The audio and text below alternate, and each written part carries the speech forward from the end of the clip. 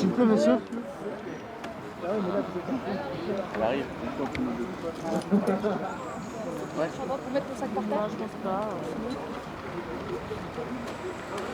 Voilà, moi je passe par le bas, tu passes par le haut, ça te va? Je vais rallumer le micro. Hein.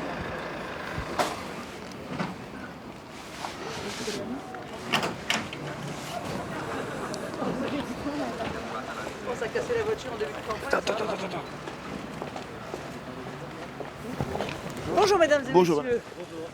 Bon, nous avons profité de cette journée pour aller faire une petite tournée de quelques commissariats. Nous avons été à Savigny, nous avons été à Athis-Mons pour voir comment les policiers travaillent, dans quelles conditions. Vous savez que nous attachons une importance toute particulière dans notre projet présidentiel à réarmer la police, pas seulement d'ailleurs sur le plan matériel, mais également en effectif.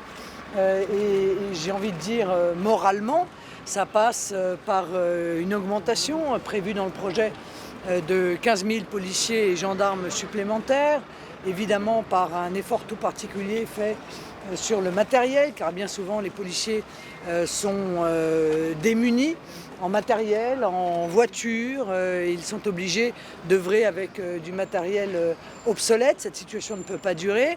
Nous avons visité 2 beaux commissariats. Hélas, il y a un certain nombre d'endroits en France, y compris d'ailleurs dans Paris, où les commissariats sont véritablement lépreux. Ce qui est inadmissible. Nous considérons que les policiers ont le droit d'exercer leur mission dans des lieux qui soient dignes. Or, bien souvent, ils sont dans des lieux dans lesquels n'accepterait pas de travailler n'importe quel salarié du privé. Et je parle encore moins des journalistes qui probablement réclameraient, et à juste titre, d'avoir des conditions de travail normales. Deuxièmement, il y a évidemment la nécessité, face à des quartiers qui sont des quartiers où l'on sait que les trafics d'armes, les trafics de stupéfiants sont hélas le commun des policiers, à mettre en place un grand plan de désarmement des banlieues. Ce désarmement, il a longtemps été promis, il n'a jamais véritablement été effectué. Or, il s'agit là de la sécurité, bien entendu, des services de police qui est en jeu. Enfin, il nous apparaît que les policiers doivent recevoir des instructions, car bien souvent, ça n'est pas tant un problème exclusivement d'effectifs ou un problème exclusivement de matériel, mais il y a un véritable problème d'instruction. On a le sentiment que dans l'esprit de nos dirigeants politiques, la police est un élément de perturbation, à qui on demande, on fait des pressions, dirons-nous, même amicales, en leur expliquant qu'il y a certains endroits dans lesquels il serait bon qu'ils n'aillent pas, qu'ils ne se montrent pas, au risque de déclencher je ne sais quelle émeute ou perturbation. Cette situation, bien entendu, ne peut pas durer. Ces zones de non-droit existent depuis maintenant de très nombreuses années. Aucun gouvernement n'a réussi à y mettre fin. Nous entendons le faire, parce que nous considérons qu'il n'y a pas un endroit en France où la police ne doit pas pouvoir entrer et circuler en toute sécurité. Évidemment, nous avons évoqué avec le commissariat de Savigny le drame épouvantable qui avait eu lieu il y a quelques mois maintenant avec ces 2 policiers, ces 2 adjoints de sécurité qui avaient été fait l'objet d'une attaque en règle et qui avaient été grièvement blessés dans leur voiture. Je pense que chacun s'en souvient puisqu'ils étaient basés en réalité au commissariat de Savigny. Ceci évidemment crée les conditions d'une vive inquiétude de la part de la police qui est maintenant quasiment quotidiennement victime de traquenards et d'agressions directes au travers des policiers. C'est évidemment l'État français qui est agressé. Et c'est la raison pour laquelle, depuis déjà de nombreuses années, et c'est en discussion aujourd'hui à l'Assemblée nationale, en tout cas en partie en discussion, nous plaidons, vous le savez, pour mettre en œuvre la présomption de légitime défense des policiers, ce qui n'est pas exactement d'ailleurs la proposition de loi qui a été faite, puisque là il s'agit de calquer le statut des policiers dans ce domaine sur celui des gendarmes. Nous allons plus loin que cela parce que nous pensons que, encore une fois, ça participe de ce réarmement moral. Il faudra, au-delà de cette présomption de légitime défense, faire en sorte aussi que la hiérarchie policière soutienne les policiers. Ils se sentent, semble-t-il, très souvent abandonnés, lâchés par leur hiérarchie et systématiquement suspectés au point qu'ils n'osent plus faire ce pourquoi pourtant on les paye et on leur fait confiance. Voilà. Sur Aulnay-sous-Bois, vous avez dit ce matin que par principe vous supprimiez les policiers et les gendarmes. Ça veut dire que si bavure il y a, ce n'est qu'à la justice de la condamner ? Je ne vois pas comment on peut faire autrement dans un pays qui est attaché à l'état de droit que d'attendre que la justice se prononce. Un jeune homme a été blessé assez gravement. Par conséquent, si les policiers ont mal agi dans cette affaire, s'ils ont commis un délit ou un crime, ils seront condamnés par la justice. Et parce qu'ils sont policiers, bien entendu, la peine doit être à la hauteur de la confiance qui est faite aux policiers. Ce que je trouve inadmissible, c'est de clouer au pilori des policiers avant même que l'enquête ait débuté, car en réalité, avant même que l'enquête ait débuté, on a entendu ces policiers être accusés et presque condamnés. Voilà, je pense qu'on ne peut pas se réjouir du travail de la police quand ceux-ci arrêtent des terroristes. On ne peut pas les encenser quand on se sent victime du terrorisme et quelques semaines plus tard oublier ce qu'ils font et les clouer au pilori quand il y a un événement tel que celui-là. Je pense qu'il faut que la justice fasse sereinement son travail et qu'effectivement, si ils se sont rendus coupables d'une faute, qu'ils soient sanctionnés à la hauteur de la faute qui a été commise. Vous avez évoqué ce matin la possibilité de mettre en place un ban temporaire. En France, comment est-ce possible juridiquement ? Non, ce n'est pas ce que j'ai dit. En l'occurrence, j'ai expliqué que si demain les services de sécurité français indiquaient qu'ils avaient des renseignements sur une attaque terroriste imminente visant les ressortissants d'un pays déterminé, oui, pendant un temps court, on pourrait faire en sorte que ces renseignements servent à quelque chose et que les ressortissants de ce pays puissent éventuellement ne pas accéder au pays. Mais enfin, tout ça est tout à fait naturel, légitime et normal. Je vous rappelle que, puisque j'ai le sentiment que la presse dans son intégralité a une sorte de passion pour Obama, que c'est exactement ce qu'Obama avait mis en place concernant l'Irak. Voilà. Mais il faut que ce soit évidemment ponctuel, il faut que ce soit appuyé sur des renseignements qui soient des renseignements en même temps précis et sérieux. Ça ne peut pas, et je l'ai déjà dit, être imposé, être rétroactif, parce que moi je crois que dans un état de droit, il n'y a pas de rétroactivité. Là, c'est peut-être l'avocate qui parle avant tout, mais je pense que c'est important dans un état de droit d'indiquer qu'il ne peut pas y avoir en la matière de rétroactivité. Mais j'ai rappelé que ça n'était pas dans mon projet. Mon projet n'est pas de faire une liste de pays dont les ressortissants seraient interdits d'entrer sur le territoire national. En revanche, de manière générale, je pense qu'il faut que les critères pour accepter la venue soient des critères qui soient renforcés. Je ne me sens pas l'obligation, comme présidente de la République, d'accepter que des multirécidivistes, par exemple, reçoivent un visa pour venir en France. Voilà. Je pense que nous avons le droit de protéger la population française de gens dont le profil semble constituer un danger. C'est une forme de principe de précaution, en quelque sorte. Sur François Fillon, comment avez-vous trouvé hier sa prestation ? Mais je l'ai dit ce matin, je n'arrive pas à comprendre la logique de la démarche de François Fillon.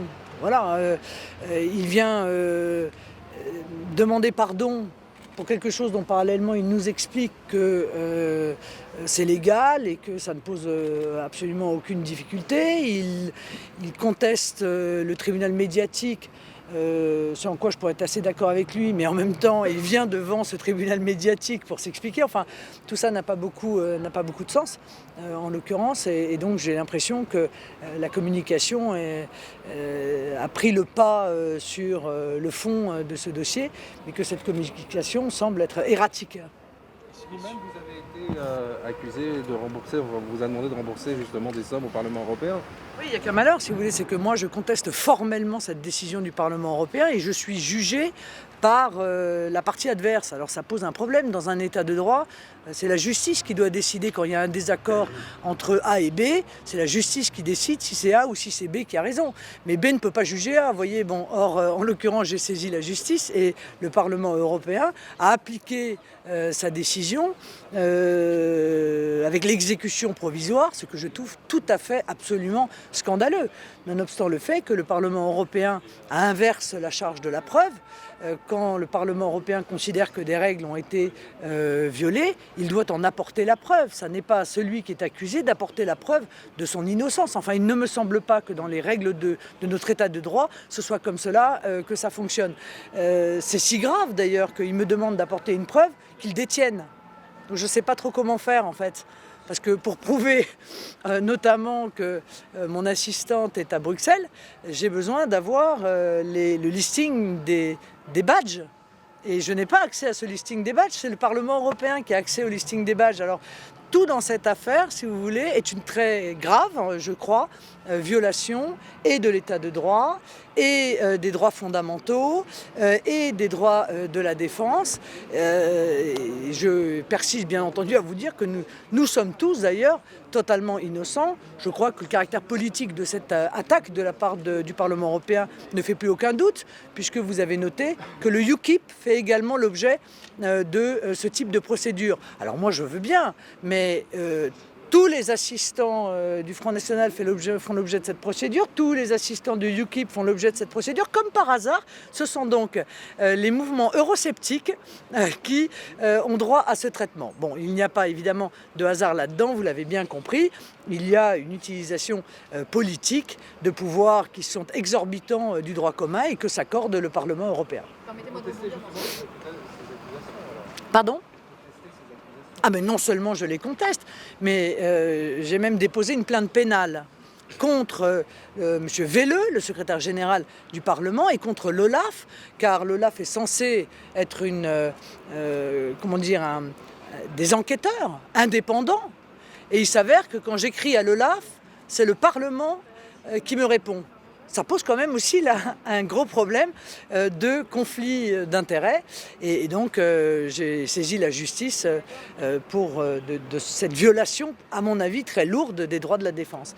Droits de la défense d'autant plus important que nous sommes des députés. Vous voyez, c'est-à-dire que nous sommes là pour, enfin nous en tout cas, les députés Front National, nous sommes là pour combattre l'Union européenne. Et l'Union européenne se défend, mais se défend en violation de nos droits de parlementaires et même de nos droits de citoyens. C'est-à-dire, est-ce qu'à votre connaissance, d'autres partis recrutent des assistants parlementaires qui ont des activités de militants? Bien sûr, évidemment. Bien entendu, dans cette mandature, mais également dans la mandature précédente. Mais d'ailleurs, ça a été démontré par le monde. C'est une vraie question de fond. Est-ce que les assistants parlementaires seraient donc la seule catégorie de Français qui n'auraient pas le droit d'avoir une activité politique ? Évidemment que non. Vous savez bien que dans un mouvement politique, la règle, c'est le bénévolat. Et en réalité, l'exception, c'est le salariat. Donc vous trouverez au Modem, vous trouverez au Front de gauche, vous trouverez à l'UMP, vous trouverez au Parti socialiste des cas où des assistants parlementaires ont en même temps des responsabilités dans leur parti politique. Et je vais vous dire, je trouve ça tout à fait normal, parce que les assistants parlementaires ne sont pas des fonctionnaires de l'Union européenne. Les assistants parlementaires sont des militants politiques. Ils sont là pour faire de la politique avec leurs députés, sur les ordres de leurs députés. Nicolas Sarkozy a envoyé un correctionnel. Qu'est-ce que vous en pensez? Et moi j'attends de voir ce qu'il en est, parce qu'il me semble qu'il y a un recours contre ce renvoi. Bon. Moi j'aime pas beaucoup, je vous l'ai déjà dit, hein. Vous savez, moi je suis très cohérente et toujours assez... j'aime pas beaucoup toutes ces procédures qui interviennent à quelques semaines avant des élections. Voilà, je les considère par principe toujours un peu suspecte de vouloir influencer le débat public. Bon, c'est vrai quand ça nous concerne, et ça nous concerne très souvent. Très souvent, nous, on déclenche des enquêtes comme ça, 10 jours avant les départementales, 2 semaines avant les régionales, 3 mois avant les présidentielles. Mais je considère la même chose quand ce sont mes adversaires politiques. Vous voyez, ça s'appelle la cohérence. Vous êtes solidaire de M. Non, je ne dis pas que je suis solidaire. Je dis que si la justice doit passer, pourquoi ces choses-là interviennent toujours quelques semaines avant l'élection présidentielle? Il me semble que l'affaire Big Magnon est une affaire ancienne qui a fait l'objet de très longs mois d'enquête. Et voilà, ou complètement avant ou après. Mais il y a quand même des calendriers que je trouve problématique. Voilà. Je ne dis pas que c'est volontaire, obligatoirement, je dis que c'est problématique. Et je ne dois pas être la seule à le penser, puisque le juge Van Ruymbeck, semble-t-il, n'a pas souhaité signer cette ordonnance de renvoi. Peut-être que ce refus de signer n'est pas tant sur le fond que sur le calendrier, précisément. On a parlé d'inacceptable violence de racaille, parce que le terme racaille, il faut le reprendre aussi. Ah oui, non, mais ce terme ne pose aucun problème. Moi, encore une fois, les émeutes en toutes circonstances systématiques, les policiers encerclés, attaqués, je crois qu'à Aulnay-sous-Bois, ils ont dû se dégager en tirant des coups de feu en l'air parce qu'ils étaient entourés de 200 de ces racailles en question. Bon, ça n'est pas admissible. Ça n'est pas admissible. La justice est saisie, la justice doit enquêter, la justice doit passer, quelle que soit l'affaire, mais il n'est pas question d'admettre que certains se croient permis de brûler, de casser et d'agresser les forces de l'ordre pour se faire justice eux-mêmes. Ok, merci. Voilà, messieurs, merci beaucoup. Pardon ? Une question en anglais ? Non. Et pourquoi il y aurait une question en anglais ? Vous parlez français très bien. D'accord. Il n'y a pas marqué Macron, là. Marqué Marine Le Pen. Vous voyez ?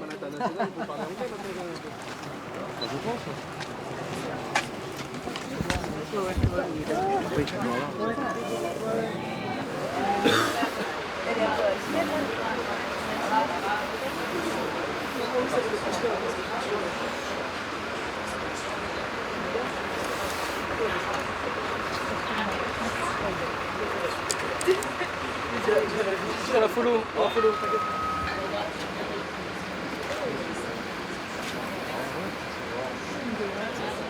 Moi, une pizza, ça n'a pas d'heure.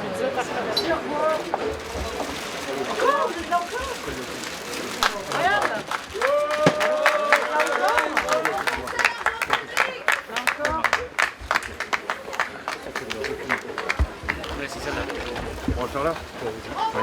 Voilà. Oups là. Alors. Vas-y, fais celle-là. Voilà. Ouais, c'est tout à l'heure. Et rembourse tes indemnités parlementaires, ma grande. Avec plaisir. Eh ouais, c'est l'argent des contribuables. Et moi, je les paye, mes impôts. Hein. Ok, mon pote. Ici, Tintin. Ici, Tintin. Ici, Tintin. Je ramène du gel, si tu veux. Eh, bonne route, Marie.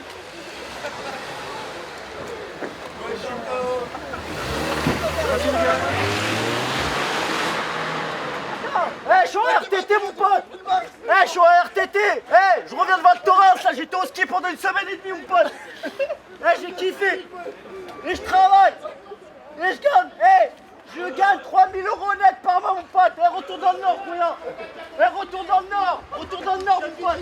Retourne dans le Nord. Je suis bien ici. Je suis bien ici. Ah, mon pote. Ah ouais, je suis bien ici, je suis chez moi. Non, t'es pas Je suis chez chez moi. ici, Je suis chez moi. Écoutez-le. Je suis chez moi, mon pote. Je suis chez moi, mon gars. Eh bien, on va à Saint-Pio acheter du gel, rouillard. Ça, je sais que t'es capable de le faire. Hein? Avec plaisir sur la chaîne. À 7 €. Non, mais moi, j'en veux pas de ta merde. Avec plaisir. Moi, j'ai connu des mômes qui sont canés dans ma cité à Vitry-sur-Seine. Ouais, à Vitry. Ouais, à Vitry. Va bien, 10 minutes, mon gars. J'ai juste envie de forcer actualité.